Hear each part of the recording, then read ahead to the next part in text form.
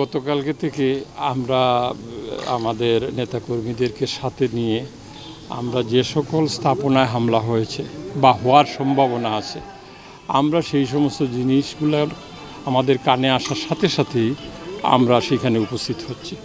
এখন নেতাকর্মীর প্রতি আহ্বান থাকবে, আপনারা আইন হাতে তুলে নেবেন না, এবং বিশেষ করে যদি কোনো পর্যায়ের কোনো কর্মী বা নেতাকে এই ধরনের কর্মকাণ্ডে আমরা চিহ্নিত করতে পারি তাদের বিরুদ্ধে সাংগঠনিক ব্যবস্থা নিব। আমাদের নেতা তারেক রহমান জাতির উদ্দেশ্যে ভাষণ দিয়েছেন, তিনিও বলেছেন বিএনপির মধ্যে কোনো হামলাকারী, সন্ত্রাসী এবং বিচ্ছিন্ন ঘটনা সৃষ্টিকারী কোনো লোক আমাদের মধ্যে নাই।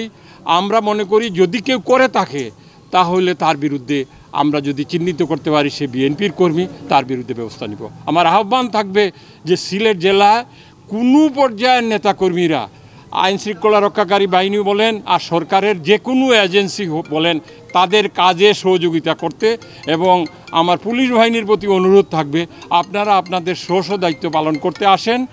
এই ক্ষেত্রে যদি মনে হয় যে বাংলাদেশ জাতীয়তাবাদী দলের সহযোগিতার প্রয়োজন, আমরা যে কোনো ধরনের সহযোগিতা সাংগঠনিকভাবে দিতে আমরা প্রস্তুত আছি। আর আরেকটি বিষয়, এই বিভিন্নভাবে লোকমুখে শোনা যায়, যদিও বাস্তবে আমরা এখনও এর প্রমাণ পাই নাই, যে ধর্মীয় বিভিন্ন প্রতিষ্ঠানে এবং বিশেষ করে সনাতন ধর্মীয় যে প্রতিষ্ঠান, মন্দির টন্দির, এইগুলোতে হামলার একটা কথা আসছে। সিলেটে এই ধরনের কোনো ঘটনা ঘটে নাই এবং ইনশাআল্লাহ ভবিষ্যতেও ঘটবে না। আর যদি এই সমস্ত কর্মকাণ্ডে কোনো পর্যায়ের কাউকে আমরা চিহ্নিত করতে পারি, অথবা সাংবাদিক বিশেষ করে গণমাধ্যম কর্মীদের প্রতি আহ্বান থাকবে আপনারাও যদি চিহ্নিত করে কোনো ফুটেজ আমাদেরকে দেন আমরা ব্যবস্থা নিব।